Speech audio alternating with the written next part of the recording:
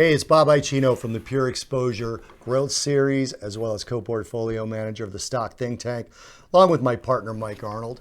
I just wanted to talk to you because we just finished a session in the markets where we had 231 trading sessions without a 1% move.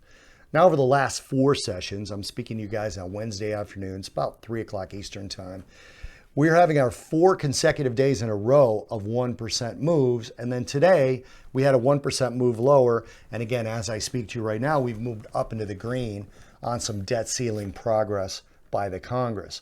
So first of all, I wanted to point out that the time period we went without volatility always ends up in extended periods of volatility. So whenever you see these numbers, 100 days of none of this, 200 days of this, we've gone 10 months without a 10% correction.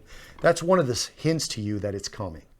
Because what happens is orders that are in the market get backed off to those levels by even institutional traders who listen to these things in the media.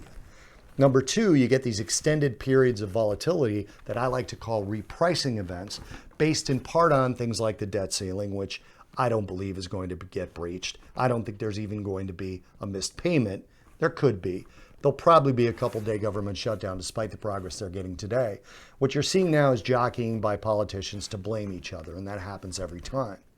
What I'm more concerned with is that in a time of higher interest rates, if you look back to the start of the third quarter, we're now in the fourth quarter, we had interest rates lower than they are today, but the yield curve was steeper. What does that mean? Well, if you take the yield on the 2-year and the yield on the 10-year, that's the line you could draw between the two. That's the yield curve. So when it's steeper, there's a bigger differential between the two yields. When it's flatter, the yields are closer.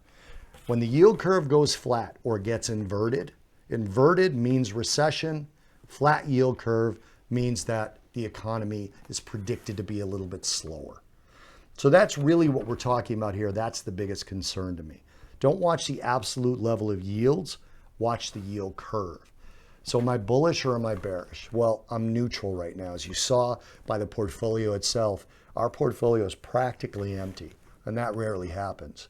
But I see a time, likely in late fourth quarter, early first quarter, where that portfolio will be filling up again and will probably end up being full. That's my take at this point. Like I said, it's the start of the fourth quarter right now.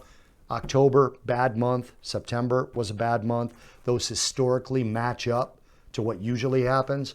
Strength usually starts in November and flows all the way through May. And unless something drastic happens, which it could, that's what we're looking at going forward.